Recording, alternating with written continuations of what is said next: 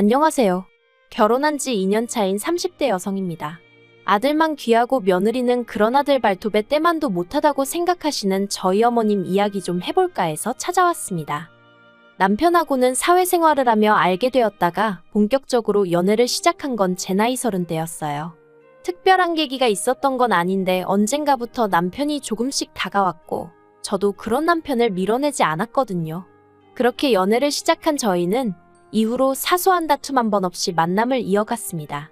그래서 막연하게나마 결혼을 하게 된다면 이 사람이랑 하겠다 싶기도 했네요.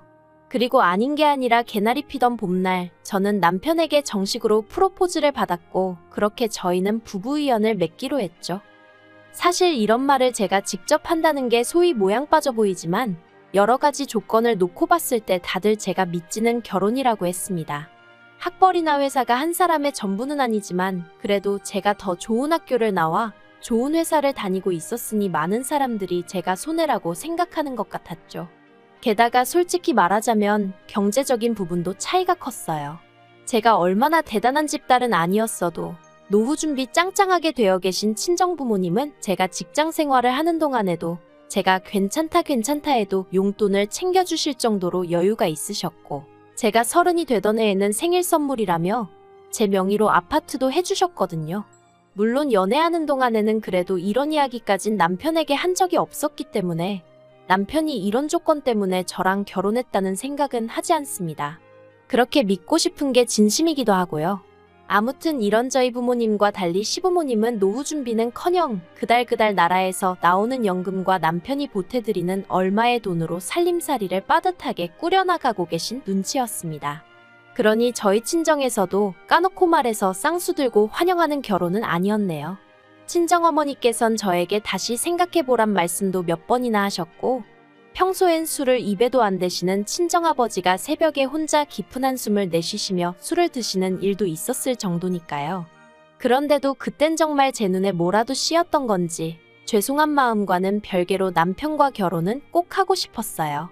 결혼해서 잘 사는 모습만 보여드리면 다 용서해 주실 거라고, 오히려 그땐 반대하신 걸 미안해하게 되실지도 모른다고 나름대로 그런 희망을 갖고 말이죠.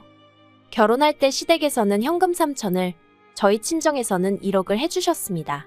저는 이미 받은 집이 있었기에 1억은 정말이지 받고 싶지 않았습니다만 친정 부모님은 오히려 더 해주지 못해 미안하다 하시며 살다가 힘들면 그때그때 또 이야기해라 그러면 또 줄게 하셨는데 옆에 있던 남편도 몇 번이나 죄송하고 감사하다며 허리 숙여 인사를 하더라고요. 생색을 낸다거나 유세를 부리고 싶은 건 결코 아니었지만 그래도 남편이 고마운 마음을 그렇게라도 표현해주니 기분이 나쁘진 않았던 게 사실입니다. 하지만 시부모님이 보여주신 반응은 정말이지 뜻밖이었어요. 솔직히 말해서 제가 어디 내놓으라 하는 1등 신부감까지는 아니라고 해도 타박을 들을 정도는 아니라고 생각했거든요. 하지만 시부모님께서는 저희 친정에서 왜 예단을 제대로 챙기지 않는 건지 그런 걸 흠잡으시며 저를 앞에 앉혀두고 싫은 소리만 해대셨습니다. 특히나 어머님께서는 그 1억이 막말로 당신 쓰라고 해주는 돈도 아니고 딸인 저 편하라고 주는 거 아니냐 하시며 그럼 그건 그거고 예단은 예단이지 하시면서 당신은 그래도 명품백 하나는 받아야 마음이 풀리겠다 그런 말씀을 대놓고 하시대요. 물론 해드리진 않았습니다. 친정에 말을 전했다면 당연히 해드리라고 하셨을지도 모르겠습니다만 그렇게까지 하고 싶지 않았거든요. 그리고 예단을 해드리면 저도 예물을 받고 싶어질 것 같았는데 솔직히 지금 이 상황에 못할 말이 뭐가 있겠어요? 까놓고 말해서 시댁 사정상 예물을 못 해주실 게 뻔했거든요. 그리고 아무리 결혼할 때 이거저거 따지는 게 보기 안 좋다곤 하지만 그래도 저도 사람인데 못 받을 것 뻔히 알면서 싫은 소리까지 들은 마당에 가방까지 사다 바치고 싶은 기분은 아니었네요. 게다가 이때만 하더라도 남편이 먼저 자기가 어머님께 잘 말씀드릴 테니 너무 염려치 말라며 저를 안심시켜주기도 했고요. 그래서 저는 남편이 이 상황을 현명하게 해결해주기만을 기다렸습니다. 실제로 어머님이 아주버님도 있지만 둘째인 저희 남편을 더 좋아하셨으니까 남편이 나서만 준다면 크게 문제될 건 없겠다 싶었기도 하고요. 말이 나왔으니 말이지만 남편보다 4살이 많은 아주버님은 남편이 표현하기를 집안의 골칫덩이라고 했습니다. 어려서부터 한탕주의라고 하나요? 대박 한 번이면 인생 역전이다 그 소리를 해대며 어디 한 곳에 제대로 정착하지를 못하는 성격이라 했거든요. 그리고 실제로 그런 성격 때문인지 아주버님은 대학교를 졸업한 이후로 그 어느 회사도 1년 이상 진득하게 다녀본 적이 없다고 들었습니다. 결혼한 형님과도 사귄 지 2달 만에 형님이 임신을 하면서 어쩔 수 없이 식을 올렸다고 했고요. 그리고 상황이 이렇다 보니 어머님께선 아주버님은 아픈 손가락, 남편은 유일한 희망모 그런 식으로 대하셨죠. 그리고 저는 어머님이 그토록 둘째인 저희 남편을 사랑하고 아끼시는 만큼 저 또한 그렇게 대해주실 줄 알았습니다. 그토록 소중한 아들이 사랑하는 여자라 하니 분명 그렇게 대해주시리라 믿었죠. 하지만 그건 말 그대로 떡줄 사람은 생각도 않는데 김칫국을 마시는 거나 다름이 없었습니다. 지금 돌이켜 생각해보면 어머님은 저를 당신이 사랑하는 아들을 훔쳐간 여자 정도로만 생각하셨던 것 같아요. 처음에 시댁에 인사를 드리러 갔을 때였습니다. 담담한 표정의 말수가 적으셨던 아버님에 비해 어머님은 얼굴색이 조금은 상기되어 있었고 목소리가 크시더라고요. 그리고 무엇보다도 저에게는 별 관심이 없으셨던 반면 남편한테선 눈을 떼지 못하셨어요. 우리 아들 타지에서 고생이 많다. 먹을 건 잘 먹고 다니냐? 그래도 그때만 하더라도 다른 엄마들이 그러하듯 어머님도 당신 아들이니 좋아서 저러시겠지 하고는 어머님의 말씀이나 행동에 그다지 큰 의미를 두진 않았습니다. 하지만 어머님이 식사를 차려주셨을 때 그때 이게 맞나 하는 생각을 처음 했던 것 같아요. 어머님께서는 아들 온다며 이때도 며느리감을 데려온다고 해서 라던가 그런 말씀은 쏙 빼고 오로지 아들 온다고 해서 라고만 표현하시더라고요. 별거 아닌 것 같지만 좀 서운했던 게 사실이에요. 아무튼 아들 온다고 해서 삼계탕을 끓였다 하셨는데 남편 밥그릇에는 닭고기가 아주 무슨 산처럼 쌓여있는 반면 제 거에는 시로라기처럼 얇게 찢어진 닭고기가 들어있는 게 황당하더라고요. 그래서 남편한테 원래 닭고기를 좋아해? 어머님이 오빠 건 엄청 신경 써주셨네 하고 웃었습니다. 나름대로 뼈있는 말 한마디 해본 거죠. 그랬더니 그제서야 남편이 자기 그릇 제 그릇 번갈아 한 번씩 보더니 어머님더러 왜 이렇게 푸셨어요 하고는 자기 고기를 저한테 골라서 덜어주대요. 그러자 어머님께서 저더러 식탐 있냐면서 그렇게 먹으면 살찐다나요? 아무튼 뭐 이건 결혼 전 이야기니까 그냥 그러려니 하고 넘겼어요. 남편 말로는 집에 여자는 처음 데려갔던 거고 그러니 어머님도 어떻게 대해야 하는지 잘 모르셨을 거라나요. 그래서 저도 더는 왈가왈부 따지지 않고 그냥 넘어갔죠. 그리고 결혼하고 나서 좀 친해지면 달라지실 거란 막연한 기대도 있었고요. 그런데 더하면 더했지 덜해지지는 않더라고요. 원래는 처음 1년은 신혼을 즐기다 아이를 가지려고 했는데 결혼한 지 3개월 만에 임신을 했어요. 그런데 제가 먹덧도 심하고 그래서 도저히 회사 생활을 할 수가 없었죠. 회사에 있는 이런저런 제도들을 활용하면 어느 정도 자리 보전을 할 수 있을 수도 있었겠지만 솔직히 나 뜨거워 그렇게는 못하겠더라고요. 그래서 남편과 상의 끝에 일단은 회사를 관두기로 했어요. 복직이야 아이를 어린이집에 맡길 수 있을 때쯤에 하면 된다 싶었고 다니던 회사만큼 네임밸류가 있는 곳은 아니더라도 친정아버지 인맥으로 들어갈 수 있는 회사는 여러 곳 있었기에 이직하는 데는 별 걱정이 없었죠.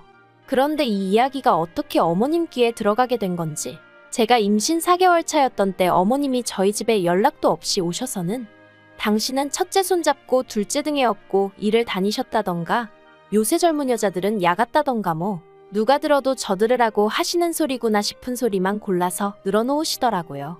그리고 무엇보다도 제가 정말 서운하게 느꼈던 건 어머님께서 저희 남편 손을 꼭 잡으시면서 혼자 벌어서 군식 구입을 2개나 챙기려면 고생스러워서 어쩌냐 하시는데 저도 그렇고 앞으로 태어날 우리 아이가 군식구라는 건가 생각에 어이가 없고 서러워서 눈물이 핑 돌더라니까요. 그래서 제가 어머님 계신 그 자리에서 대놓고 남편더러 내가 군식구냐 물었어요. 그랬더니 남편이 손사래를 치며 그런 소리가 어딨냐고 너가 원래 나보다 돈도 더 잘 버는데 그러니까 어머님이 정말 확 기분 나쁜 티를 내시면서 저더러 유세 좀 작작 떨라나요. 남들이 보면 당신이 무슨 재벌집 며느리라도 본 줄 알겠다며 그래서 저도 어머님더러 제가 하고 싶은 말이라고 남들이 보면 제가 무슨 얼마나 대단한 집에 시집 온 줄 알겠다고 그래버렸어요. 그랬더니 남편이 저더러 아무리 그래도 어머님한테 말버릇이 그게 뭐냐고 한마디 하는데 그게 그렇게 서운한 거예요. 그리고 어머님은 남편의 그 한마디에 의기양양해지셔서는 그때부터 저에게 아주 못됐느니 심보가 고약하니였더니 막말을 퍼부으셨고요. 게다가 그뿐만이 아니었어요. 임신한 지 8개월 차 되던 때 한동안 연락 없이 지내던 어머님께서 웬일로 저희 집에 오셨습니다. 알고 보니 아버님이 저 출산하고 나면 산후조리원에 가야 할 거 아니냐며 어머님을 통해서 200만 원을 보내주셨던 거죠. 워낙 싫은 소리도 안 하셨지만 좋은 소리도 안 해주시던 아버님이라서 정말 뜻밖이었어요. 그런데 어머님은 아버님이 주라는 돈은 안 주시고 계속 이상한 말씀만 하셨습니다. 옛날에는 산후조리원이 어디 있었냐면서 애 낳고 다음 날이면 자리 털고 일어나서 집안일하고 나가서 돈 벌고 그랬다고. 그리고는 저희 친정어머니가 집에서 뭘 하시냐면서 이럴 때 딸 좀 챙겨주고 그러는 게 친정엄마가 할 일 아니냐 그러시더니 아버님께서 200만 원을 마련하시느라 얼마나 고생하셨을지 생각은 해봤냐 어쩌냐. 그래서 제가 아버님께 감사 표시는 제가 따로 하겠다고 딱 잘라 말씀드렸습니다. 그랬더니 어머님도 더는 뭐 생각나는 묘수가 없으셨는지 정말 똥 씹은 표정을 하시고는 봉투를 저에게 건네주시더라고요. 그런데 결정적인 사건은 제가 출산 후 산후조리원에서 나온 날이었습니다.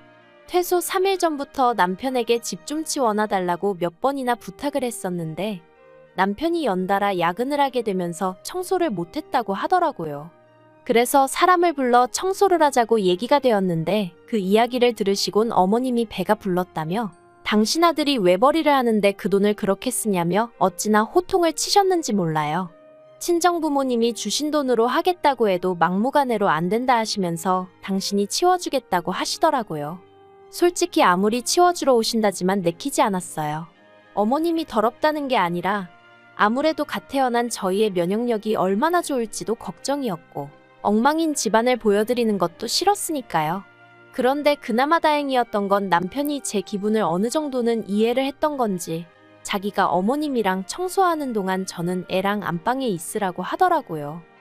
그런데 퇴소 당일 어머님께서 갑작스레 이튿날 오시겠다 연락을 해오셨고 당일에 갑자기 집 청소해줄 도우미분을 구하려니 생각보다 쉽지가 않더라고요. 그래서 결국 거실만 대충 치우고 나머지는 손을 못 댔어요. 그리고 솔직히 짜증이 많이 났어요. 이럴 거면 저랑 애가 조리원에 있는 동안 그냥 계획대로 도우미 불러서 청소하고 정리하게끔 내버려 두시지 왜 그렇게 난리를 치셨는지. 하지만 그때도 어떻게든 좋은 쪽으로 생각하려고 했습니다. 자식들 돈 한 푼이라도 아껴주시려다 이렇게 된 거겠지. 어머님이 설마 일부러 그러셨겠어 하고 말이죠. 그리고 이튿날 어머님이 오셨는데 빈손이 아니셨어요. 남편이 낙지를 좋아한다고 낙지볶음을 해주시겠다나요. 메뉴 듣자마자 솔직히 기분이 상했습니다. 저 출산한 지 한 달도 안 된 상황에 모유 수유하고 있었는데 낙지볶음? 며느리에 대한 배려는 정말 요만큼도 없으시구나 그런 생각만 들었죠. 하지만 그게 다가 아니었습니다. 정리도 안 된 부엌에서 살아있는 낙지를 손질하시겠다며 밀가루 어딨냐 뭐 어딨냐 계속해서 저를 찾으시는데 솔직히 애 보느라 정신도 없고 약간은 오기도 나서 부엌에 있기가 싫었거든요. 그래서 남편한테 가서 밀가루 좀 찾아드려, 식용유 좀 찾아드려 하고 부탁을 했어요. 남편도 하는 일 없이 TV만 보고 있었기도 하고요. 그런데 그때 어머님이 대뜸 거실로 나오셔서는 소리를 지르셨습니다. 저는 뭐 하는데 당신 아들을 종부리듯 하냐면서. 그리고 왜 내 아들이 뭐가 어딨는지 다 아냐? 평소에 얼마나 부려먹는 거냐? 어찌나 고래고래 소리를 지르시는지 귀가 다 아프더라고요. 하지만 그것보다 더 저를 열받게 한 건 애 있는 데서 그러셨다는 거죠.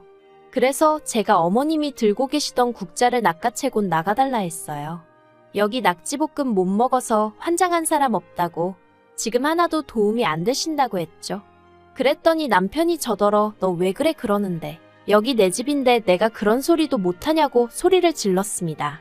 그리고는 어머님한테 앞으로 이렇게 찾아오지 마시라고도 했어요. 억지 쓰시는 것도 한두 번이지 이제 더는 못 받아들인다고요.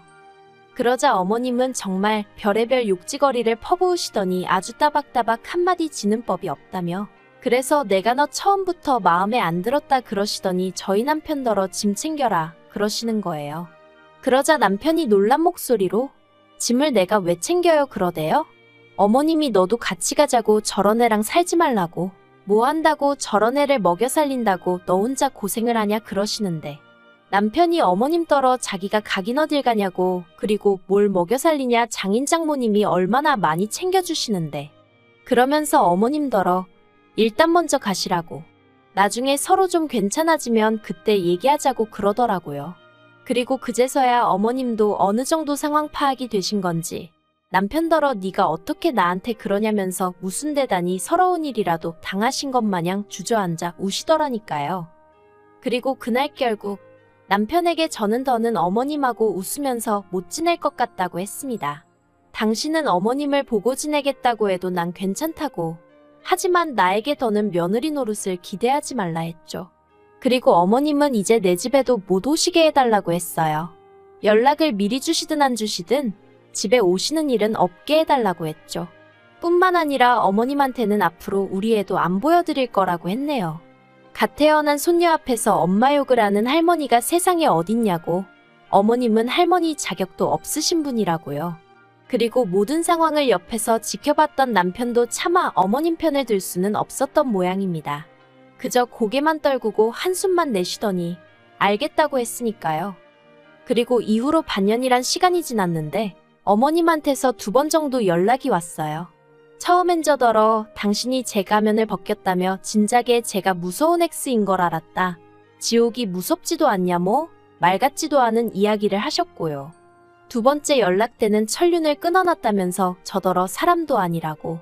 죽어서라도 저희 남편하고 당신 핏줄을 되찾아가겠다 뭐 그런 말씀을 하시대요. 그래서 제가 마음대로 하세요라고 답장만 했어요. 사실 그렇게 악에 바치신 게 처음 문자를 보내셨을 땐 제가 답장은 안 하고 그냥 문자 그대로 남편에게 보여줬거든요. 그랬더니 남편도 그때는 아주 절레절레 진저리를 치더라고요. 이런 분이 아니셨다면서 속상해 미치겠다면서 말이죠. 이러니 형수도 어머님이라면 치를 떠나보다고. 참고로 저희 형님도 어머님하고 연락 안 하고 지낸 지 오래였거든요. 솔직히 저는 별로 걱정되는 건 없어요. 저는 남편만 자기 자리 잘 지키고 자기 역할만 잘해준다면 바라는 것도 없고요.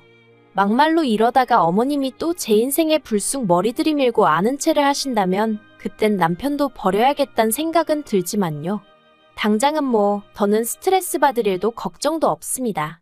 어머님한테 바라는 것도 없어요. 알아서 잘 사세요. 제가 해드릴 수 있는 최선의 덕담입니다.